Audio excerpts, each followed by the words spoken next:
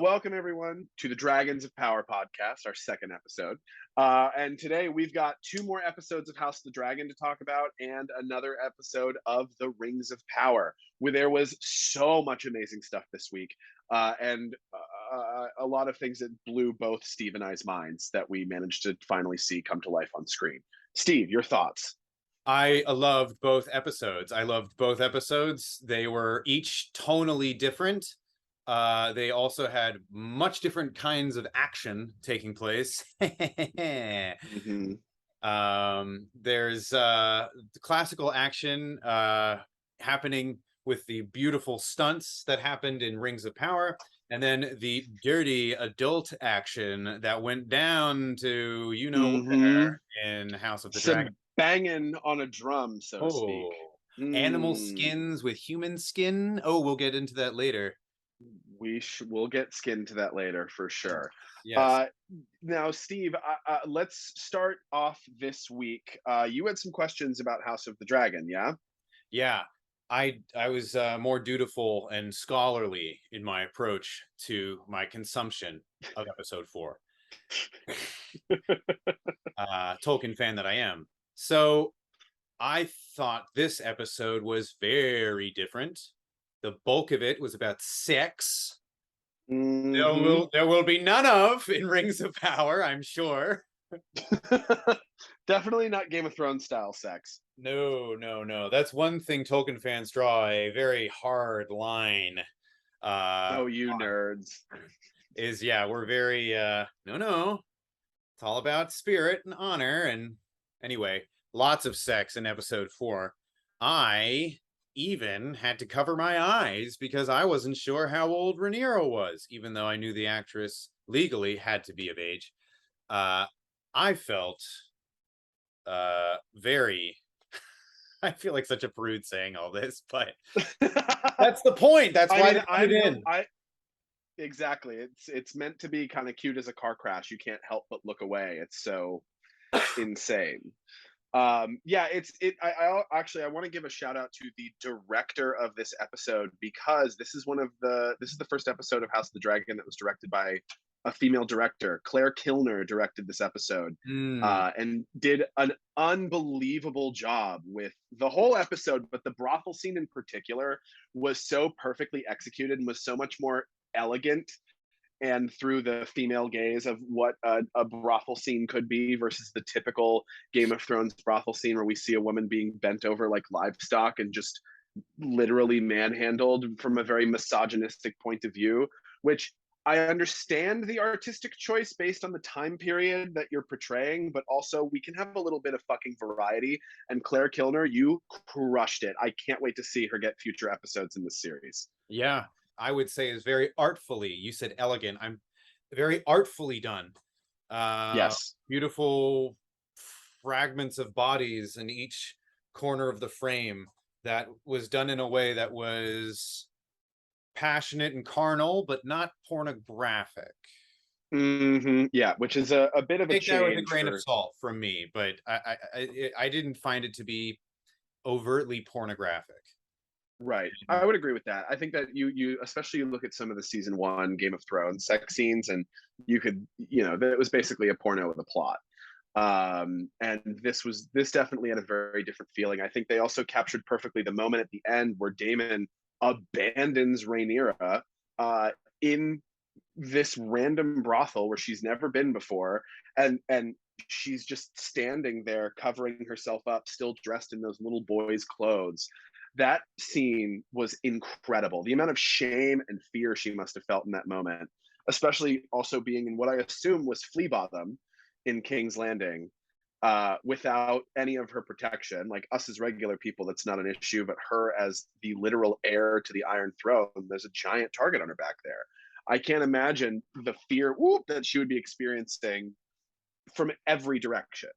And it was beautifully executed by Millie Alcock. I mean, unbelievable performance from her in this episode. Yes, absolutely. That was very difficult material, difficult territory to go into as an actor, especially someone playing someone so young, but also so fortunate, like the right. the heir is. I Yep. enjoyed how the episode started with her meeting suitors to her being in the belly of the beast, Mm-hmm. experiencing her sexual awakening.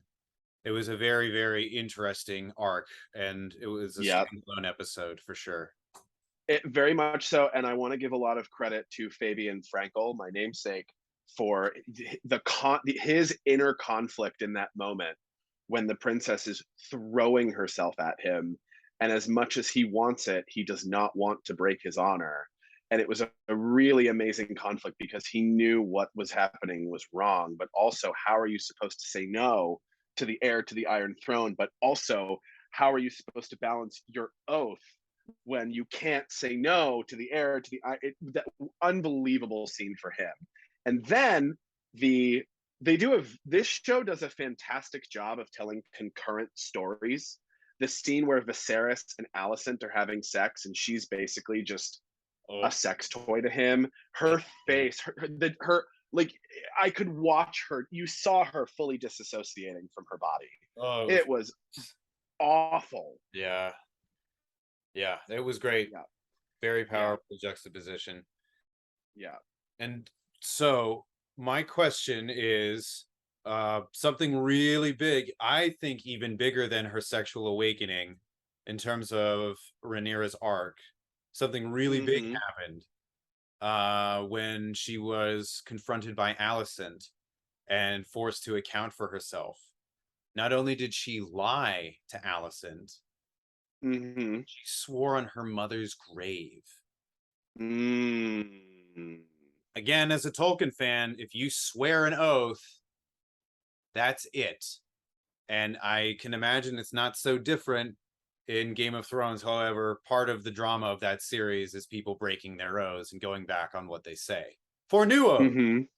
Right. Is that going to, does it work that way in this world, the world of Westeros, where if you, it's very Faustian, I suppose, where if you give your word and you Mm-hmm. lie, and does that seal your fate even if no one finds out about the lie? Generally speaking, Mm. do people get away with that in Game of Thrones? In Game of Thrones, you win the game or you die. Yeah. I think you got to. I think that one of the most interesting things about Martin's writing and these shows for me is that like it is the people who are most aware of potential consequences and how to work around them that have success. You look at Littlefinger and Varys in Game of Thrones. I think you look at Otto Hightower, which we'll talk about later here, and some of his cunning. I think that you look at Rhaenyra now starting to realize what her place is, and I think that her lying and using her swearing on her mother's grave that nothing happened. Well, technically, nothing did happen. They didn't have sex as far as True. we know. She didn't have sex. She didn't have sex with Daemon. Daemon brought her to that situation, and again, Targaryens all fuck each other. So like, Targaryen incest is a well-known thing, and Alicent is a devout follower of the Seven because the Hightowers are from Old Town, which is Old Town used to be where the center of the basically the Vatican of the faith of the Seven was before it was moved to King's Landing. So Alicent is particularly devout and against Targaryen incest, but I think that her swearing on her, Rhaenyra swearing on her mother's grave, is a good indication of maybe she's moved on a little bit. She's becoming her own person now, and she's willing to do whatever it takes to get what she actually wants, which now may seem to be Daemon. Playing the game. So Yeah, maybe, so then I must have got that wrong. So then that was a genuinely stupid question. Nothing did happen. She didn't lie on her mother's grave. yeah, yeah. Huh. It's. I mean, I don't think it was a stupid question. I think that it could be easily lost in translation based on what we saw. But Mm-hmm. we did not have them see them have sex. True. I was Yeah. so afraid it was going to happen. I was like, ugh. Yeah, it was that scene was real fucking hard to watch. That scene was really hard to In watch. a good way, in a way where it wasn't necessarily Yeah. glorified or Yeah.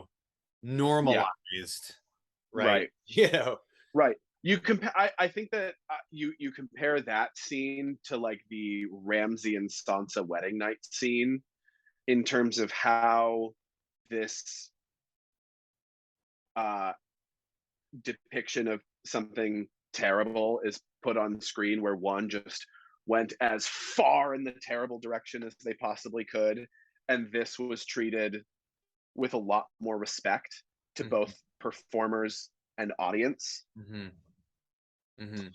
So let's go talk about Otto Hightower and Viserys. Uh, Otto Hightower is wishes he could be Littlefinger, but he 1,000% does not have the. I don't want to say cunning because he is very cunning, but he doesn't have the subtlety Well, that a Littlefinger, the Littlefinger act I would. can't remember the actor's name, but he's, he's charming. He has, Yes, he's appealing, and right, no offense to Otto Hightower, but that is not one of his strengths. He is right. neutral. His strengths is his neutrality and how well he maintains his neutrality, even in that incredible scene when he was being sacked by the king and had to Hmm. take it. And you could see Yep. how deeply wounded and betrayed and like how misunderstood he felt and just done dirty. Now, Hmm. Otto Hightower made a huge miscalculation by directly telling the king that he should have let that come from someone else, and that's the like you, and that's the thing. He sealed his own downfall. He's been able to use other people as proxies until now, and by other people I mean Alicent. He's able to whisper in Alicent's ear exactly what he wants the king to do.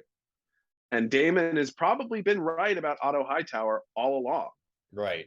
As Because, Rhaenyra pointed out in this episode. yeah, and as Damon pointed out at the end of episode 1. Mhm. Now, my question is in terms of is no, my question is nothing here. But like Risa fans, holy shit, what an unbelievable performance on his part. Uh, incredible, Shakespearean and eloquent and full bodied. Even though he was so minimal, he really just took it. But he only had so many lines. Yeah, Uh, and half of them were "my lord." the way Like, the depth with which he's able to say "my lord," then like his physicality throughout the series, but especially in that moment, the way he's like minimizing himself but still maintaining power somehow. Do you know what I'm talking about? yes, Like, status, holding his unbelievable how he status. did that. Yep, Yes, incredible. And I think incredible. it speaks to his talent, his individual talent. Yep, yep, Also the direction, because they were able to have that scene without uh letting go of the tension at any right, point. They were able to maintain tension right to the last moment. Uh, yep, and speaking of tension, how great to see Viserys finally speak against and directly to Daemon as a yep. brother, to finally be an older brother. Well, not Hmm. that that's the only thing older brothers do, but as only an older brother can, he did. Yes, He was yes, also so disgraced. I mean, who wouldn't? you know, right.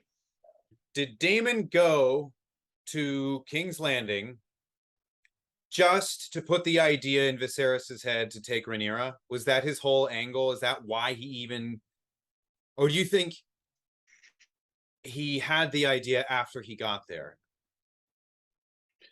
I think that we've seen a lot of chemistry between Rhaenyra and Daemon for a long time, and again, Targaryen incest is a thing.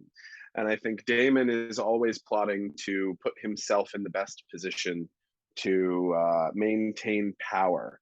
And I think that all of this was a power move, because especially, I think that we see the scene with the little kid getting the information from Daemon's. Yeah, that was a Um, major uh what story is her point. name? Miseria. I and Damon is in the room seeing this happen. I think that this was all Damon's idea. Wait, Miseria speaking to who? The little boy who pays her for the information about Rhaenyra in the brothel. Oh. who is Hightower's spy. And Daemon is Yes. sitting in the bed watching it happen. All of this was Daemon's idea. I think. I think again, I did not read Fire and Blood on purpose so that everything in this show would be a surprise to me. So my prediction is that this all was Daemon's plan because it puts him in a better position. Because if the whole realm and all of the lords of Westeros think that Rhaenyra has been deflowered by her brother, which everyone else is a lot more about the Targaryen incest than the Targaryens. So that makes her unwettable, Right. undesirable, and it tanks her value on that market. So then, if Daemon and Rhaenyra can have a union, that changes things for Daemon's position. Surely. Why was it not so appealing to Viserys to marry Rhaenyra off to Leonor? Laenor. I think that Viserys is very threatened by the Valerians, by Corlys Valerian. Right. Yeah, he's quite threatened by him, and I think that Viserys is also just an idiot, and doesn't like to be told what to do, and likes to come up with his own path. I think he's very worried about further ruining his relationship with Rhaenyra as well, because it's obvious that she's removing herself from him more and more. And I just think that it's he's just not very smart. Yeah, but that's not gonna. She doesn't want to marry Leonor. He's making her, and the Yeah. agreement is that he ditches Otto Hightower. Mm-hmm. So I don't know. I wonder. I felt like it was because he was running out of options, and now he's gonna Probably, yeah. Yeah, that's what it seemed like. That's how it came across. Yeah. Because for the realm, that is the best thing. Well, for the realm, for the Targaryens, that is the best thing. Viserys brought her back down to the basement crypt. I'm not sure what it's called, with the big dragon skull. One of the coolest sets in the show. It is. It is. And he showed her a dagger or a knife, and the cat's paw dagger. A cat's paw dagger. And he heated it up, and there was a message, and it was reaffirming the conversation they had previously after he said he was going to name her heir, or maybe did name her heir. Do you think that was an FU to Lord of the Rings because it was a secret that only fire could tell? No, I don't. I think, well, it could be, but I don't think so.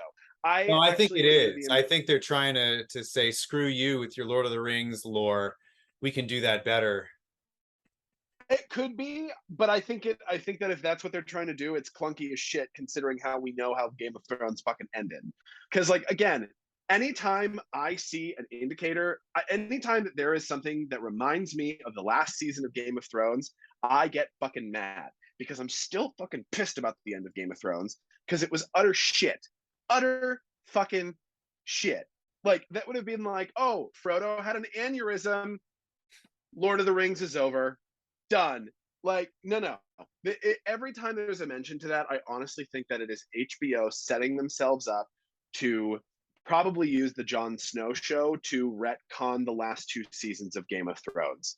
Because I feel like with Drogon flying away with Daenerys, probably to Old Valyria, and the Jon Snow show going to happen, I do think that they're going to reawaken that conflict because they've got to fix their mistake there. I don't think anyone would have a problem with them retconning the last 2 seasons of Game of Thrones. I don't think so either. I mean, listen, there were so many things that were so wrong with that last season of Game of Thrones, and I'm glad that House of the Dragon, the source material, is actually finished because we'll actually get to see the whole fucking story as it's supposed to be versus this made up version with Dan and Dave who have no idea how to adhere to any basic storytelling principles if the story already isn't written fucking for them. Anyway, I could rant about this for hours. The thing with the dagger pissed me off. Okay. Okay. Yeah. Interesting. Interesting. Um,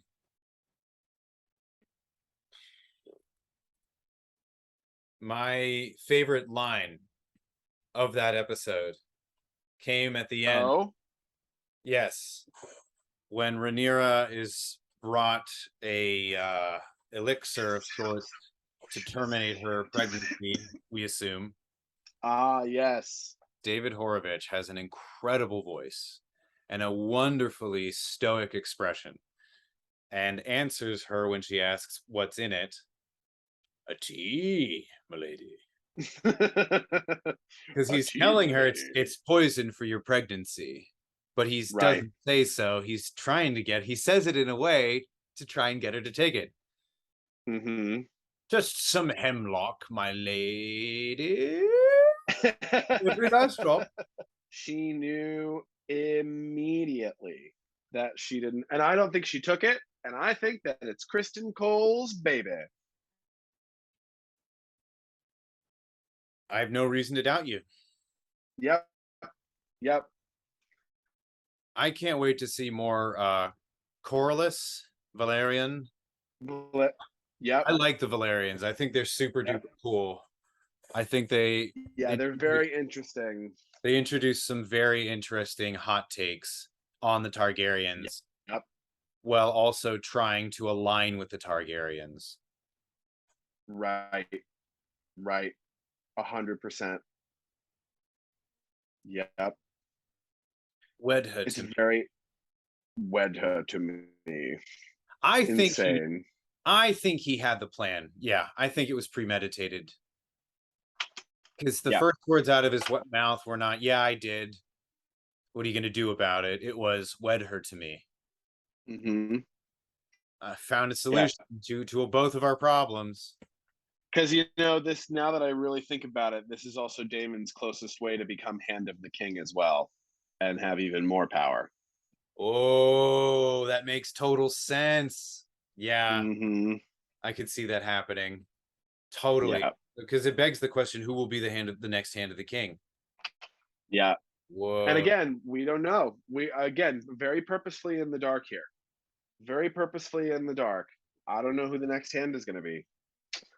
And then we've got to figure out what Mr. Hightower is going to do now that he's no longer the Hand. Yes, that was my other question. So what do you do after you lose your title?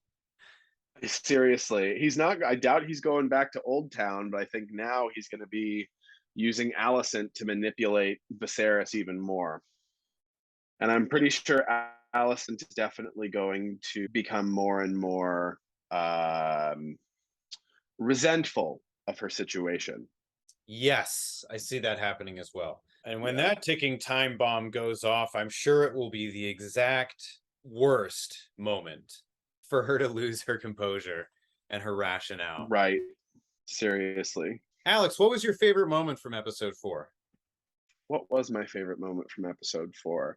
My favorite moment from episode 4 is immediately after Viserys confronts Otto Hightower, and he looks down and he comes up and he goes, "My lord!" That reaction from Risa fans was so perfect. That was the best part of the episode for me. I want to canonize those words into our own series of inside jokes. What, that's a reaction? My lord. I forgot my lighter. You didn't bring a lighter, did you? My lord. My lord. Of course I brought a lighter. There's any number of situations that merit my lord. I know, right? All right. So let's talk about Jeff Bezos's little billion-dollar baby. Well, when you put it like that. This week's episode was fantastic. I agree. But I have a question that I want to lead off with because it's starting to really bother me as a person who is really good at following very large stories with lots of characters. Why the fuck do all the characters in this show have the same name? Because like I know it's not all the same name, but they all sound the same, so I cannot distinguish anyone other than like Elrond, Galadriel, Sauron. Everyone else, the same fucking name. Endir, Lelendil, La Larondu. la la la la. Yep, Arendir, Arendelle, Arendaladu, Aaron Judge, Aaron this, Aaron that. Like, come on.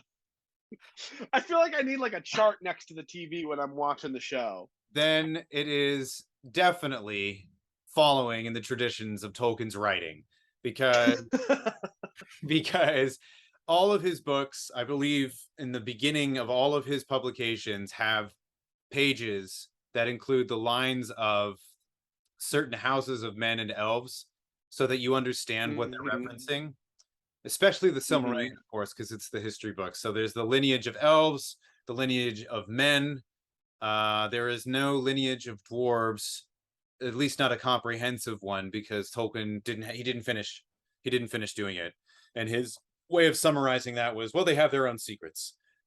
Super secretive. They didn't share their secrets with the elves. The elves have no documentation. So all of these names, also, don't forget, he was a linguist. He studied languages. He understood a lot of etymological meaning in names. Names are very, very important throughout civilization, but especially in medieval inspired fictional places. So there's lots of meaning in all of them. That's why you hear a lot of the same, like, things end in ear. It's above my pay grade as a Tolkien fan to tell you what each of them means. I don't know, but I can assure you they each have meaning. Got it. So Arondir, that's it sounds elven. It sounds Quenya. I don't know if it's Sindarin, and you're not the person to tell me, so I'm gonna stop speculating. Ismael Cruz and Michaela Kavanagh are killing it in this series. They are both playing original characters. They are not based on any Tolkien character that he wrote himself. And they are doing an incredible job breathing life into each of these characters in two different places, in two different situations. And we need them. The show really needs them. I see how much we need them. We need the heart and soul of Nori and the rest of the Harfoots. We need to understand their vulnerability and their transience. We need to understand everything about them, because it gives the show and the people watching a place to feel sentimental and nostalgic and close to their families, and not so polished and not so old and not so regal, even though I love that stuff too. On the other hand, you have Ismael Cruz playing Arondir, who is giving us way more than Orlando Bloom ever gave us as Legolas. Yeah. And he looks just as cool, if not cooler. And he has such great acting chops.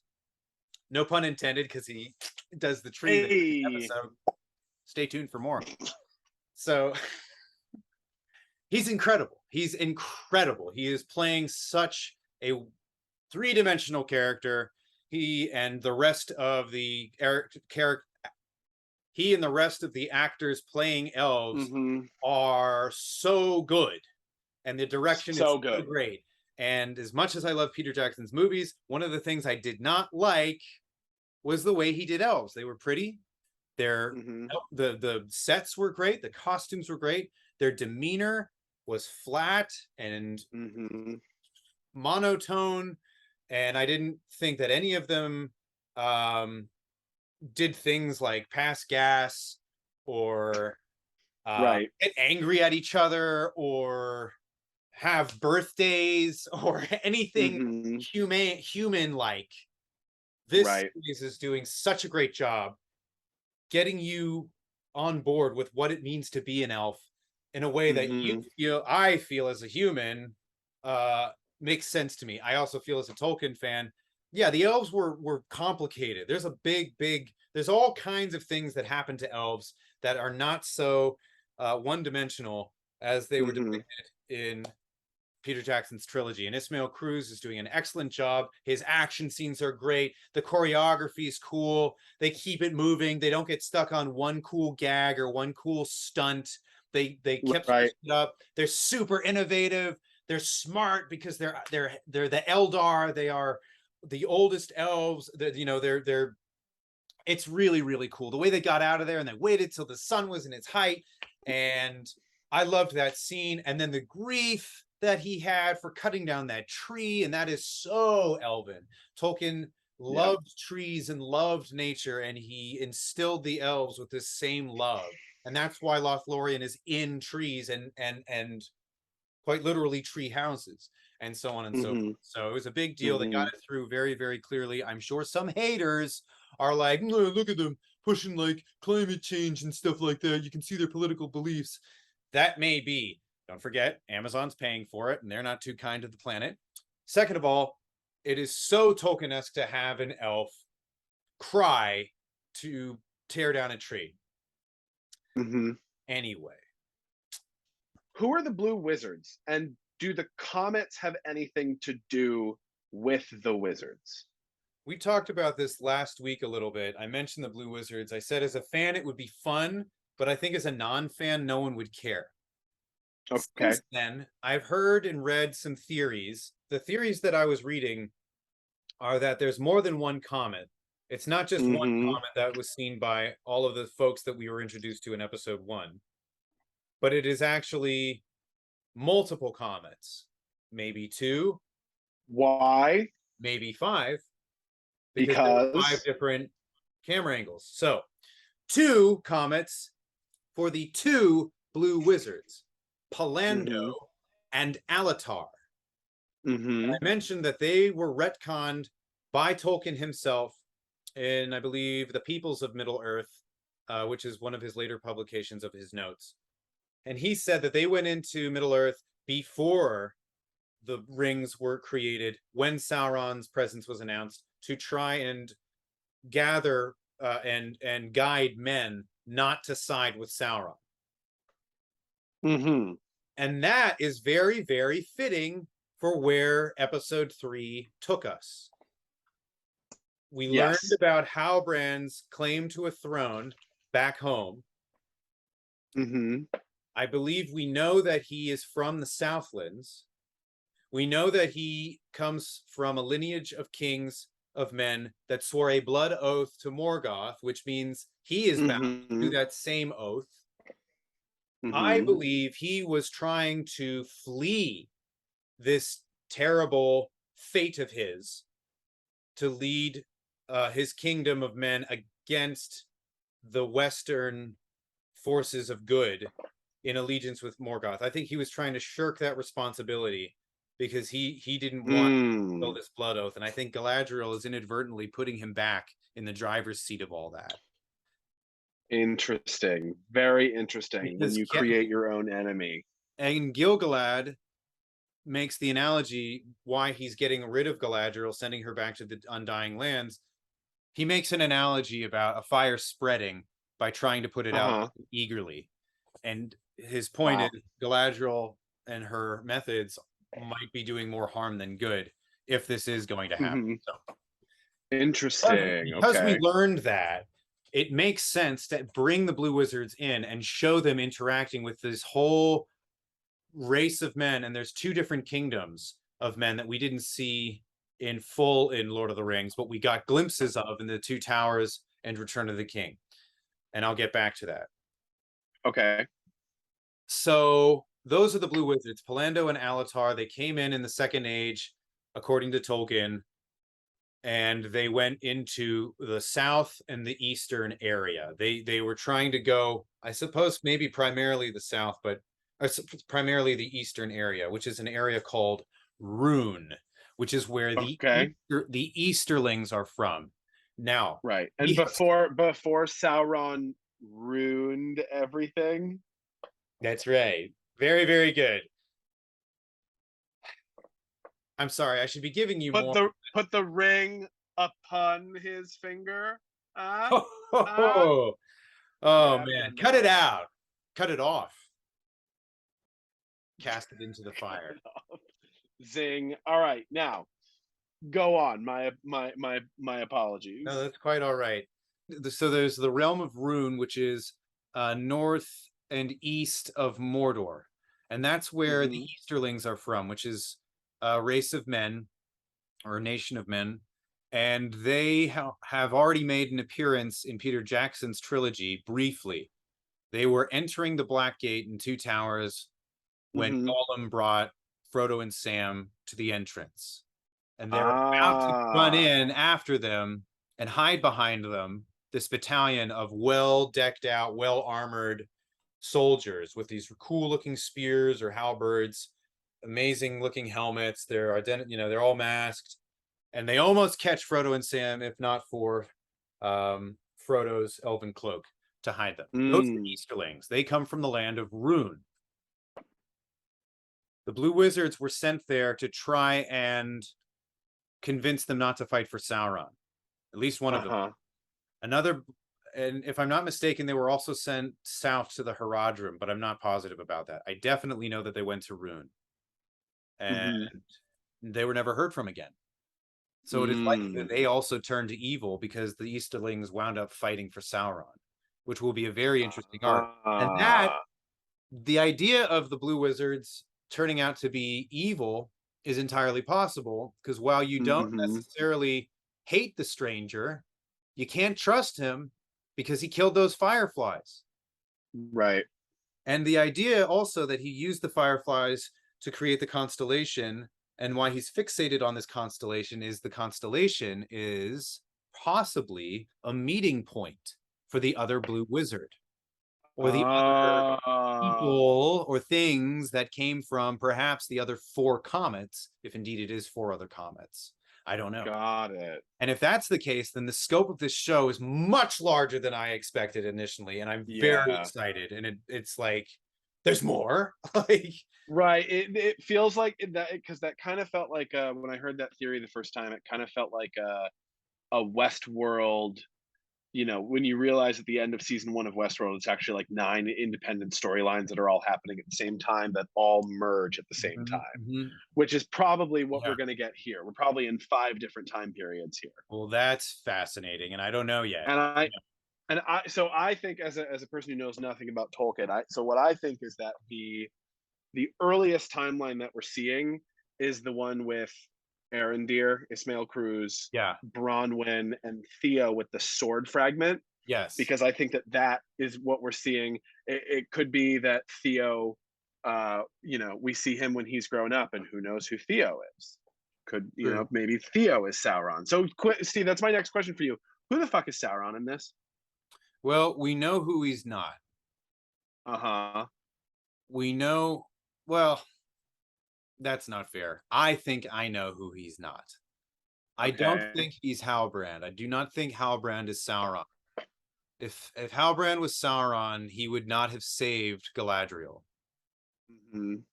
I don't think, unless he was using unless he already had a plan to get to the elves, to get to Celebrimbor, to get to the rings, to make the rings. I don't see why he would have saved Galadriel. She's one of his most notable nemesis. Right. I don't think that Halbrand is Sauron. Okay. I don't think that the stranger is Sauron. Yeah, same.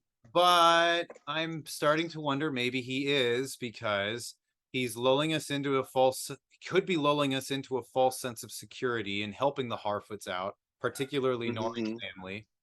They are in Rovanion, and Rovanion is a region which is in the Third Age where Mirkwood is, where Legolas comes from, and in The Hobbit they go to Mirkwood. It's the large region north of Mordor. That's where the Harfoots currently are. And to have the stranger not so far from soon-to-be Mordor, the Southlands, which was made clear in this episode as well, that could be a possibility.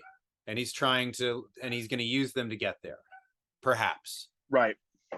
Who is Sauron? I do love how full circle that would be if, in fact, that Sauron was, helped and saved by hobbits. And then they To finished the then, job. yeah, Yeah, that's cool. They finished that would be cool that they finish the job they start. But it wouldn't be surprising. It's like right. too easy to see coming. Mhm. In my opinion. I don't know. The way that it's playing out right now. It seems like they're really going to take us somewhere great. It seems like we're going to go some really, really interesting situations and interesting things will come to light. What I'm getting a sense from this show after episode 3 is that what they are going to do is they're going to fill in the details of how the world in which Peter Jackson's trilogy was established. Mhm. What I believe we will see a lot more of down the line is the founding of the lost realm of Arnor. And Okay.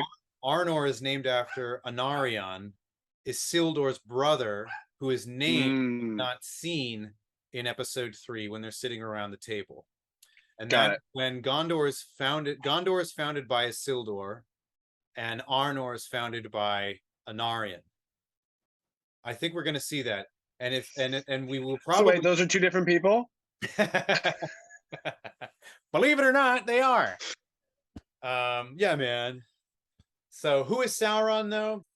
There is a rumor based on the trailer that we saw before the first episode that Sauron is this pale-skinned, childlike looking character with a buzz cut. There's been all kinds of jokes made about him, looking like Eminem, looking like a school shooter. I think it would be too on the nose to have like that guy. I bet that's Sauron, the one that looks like scowling, Yeah. beyond repair. Maybe he's the Dark Lord. But that rumor was put to rest by one of the show producers. Can't remember his name off the top of my head. Who says that is not Sauron that you see in the trailer? That is a wrong theory, but it is a member of the kingdom of Rhun, which is that area that the Easterlings are from that I mentioned before, which is very exciting as a fan. And if that's true, if we're going to see Rhun, then hopefully we are going to see what I hoped, which is the Blue Wizards integrating themselves into these cultures of men that we never got glimpses of. We never saw their cities. We never saw how they made their technology. We never saw any of that stuff. We never saw how they were aligned with Sauron. We just saw their shiny armor, the Easterlings, and we saw the Mumakil, the giant elephants for the Southrons, the Haradrim from Harad. Yep. So perhaps they're paving way for that. If they're doing that, then once again, the scope for this show is much larger than I expected. Now, speaking of scope too, what about Numenor? Tell me about Numenor. Numenor is men's heyday. Okay. You thought Minas Tirith and so Numenor is America in 1999? Well, if you say so. That's okay. I don't know if I follow. I mean, 1999, I feel like was the peak of civilization, and then it's only been downhill since then. Yeah. Well, I'm sorry if that's true, and once again, I'm sorry that this isn't the podcast to discuss that. Well, no, I had to make that stupid joke. But so Numenor, what you're saying is the peak of the civilization of men. Correct. Got it. It is when they have, because you have to understand, Numenor was given to men by the Valar. I'm not so sure it was given to them because of the elves, as Galadriel brazenly claims in the court of the Queen Regent. I'm not so sure it's entirely because of the elves. I'm sure it is in part because of the elves. I don't think that's very important. Got it. What is important is that Numenor was given to men, founded by Elrond's brother, who chose to be man, a mortal man. Elrond chose to be an elf, and that's another story. They're one of the 3 unions in Middle Earth where elf and man cross lineages. Wait, so Elrond is the son of a human? Yes. Half. Elrond, What? half elven. Correct. Oh. Oh, I didn't know that. Yes. I believe his father Interesting. is Arendelle, and Uh-huh. Arendelle took the last Silmaril and flew away on his ship and is now seen in the heavens as a star, their brightest star, Arendelle. Mm. And Arendelle, their brightest star, that light was bottled and given to Frodo by Galadriel as a gift, leaving Lothlorien to later then be used by Samwise Gamgee to blind and then slay Shelob, the evil spider, What? created by Ungoliant, who was cut out Whoa. of the first scene of the flashback Galadriel talks about when the trees get killed by Melkor. He used the giant spider to suck the life out of these trees. They couldn't do that because it was the Oh first my age and they don't God. have the rights to that. So Okay. it's also reminiscent of Romulus and Remus, who are the two lads raised by wolves that later then founded Rome. Numenor is the gift that was given to man for helping the Valar destroy Morgoth in that fight, that conflict that was referenced by Galadriel in the beginning. Now, I want to talk about a part of the episode that I'm sure annoyed you. Let's talk about Galadriel's horse ride.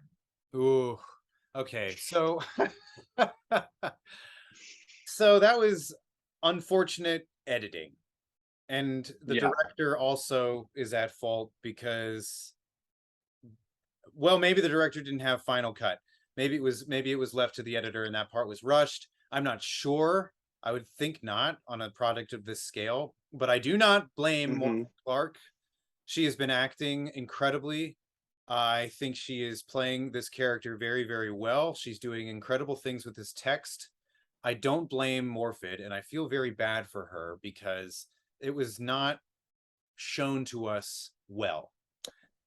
She did a great job playing Galadriel, experiencing what I gathered was childlike glee, once again riding on the back of a horse and experiencing the euphoric joy of horseback riding Mm-hmm. as a welcomed respite from all of the stress she has been under for who knows how long.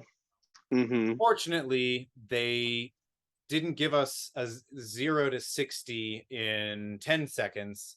It was 60 for 10 seconds, if you catch my drift. Mm-hmm. So it was the first thing I've seen so far in the episodes that I thought, ooh, how did that, why was that put in? Or like, who thought that was a good idea? And I feel rather critical about that. So, but I think it was okay. Well, essentially, we are meant to see how much joy horseback riding brings Galadriel. I think that's what that Okay. meant. Unfortunately, they didn't give enough time, just a couple more seconds, to see her go from deadpan to wide-eyed and toothy grin. Right. Right. Got it. Unfortunately, I gotta stop. Sorry. All right, dude. Bye. Well, there goes Alex. Just one or two more thoughts of my own. I wanted to talk about how much I enjoyed the music on episode 3. I mentioned in the last episode that the Khazad-dûm scene and the music of Bear McCreary was so strong, and I found it very enjoyable, very fitting, very, very applicable to this beautiful dwarven kingdom that I have loved since I was very young. There was a new level of excitement in me when I heard the Numenorian theme and the way that it conjured images of Egypt and Greece and Phoenicia. There was part of me that felt like this was Tyre on steroids. I thought the exhaustive work of the design team in creating this sprawling nautical metropolis was something I hadn't quite seen before. And it reminded me of reading these descriptions in the Silmarillion and Tolkien's descriptions of cities throughout his writing, and how I didn't get tired checking out new details. I kept on, I shouldn't say I didn't get tired. I was fascinated. I was endlessly fascinated with every corner of the screen from every new shot or perspective of Numenor that we got. There was something new to see. And it reminded me of how much work Tolkien put into his own descriptions. And I thought they did a really, really good job with that. I loved the use of what sounded like a tar, with that Bear McCreary incorporated for this great driving beat as the ship sailed in, brought Galadriel and Halbrand in.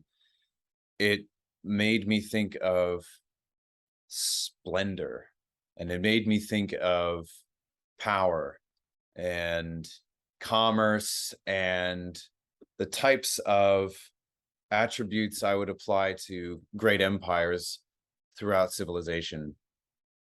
It was beautiful. I'm very excited to see what happens on the new episode tonight. I haven't seen it yet. I'm looking forward to seeing the next installment of the House of the Dragon, and I'm looking forward to talking about it all with Alex and with all of you listening at home. Thanks so much for giving us your time, and tune in next time to Dragons of Power.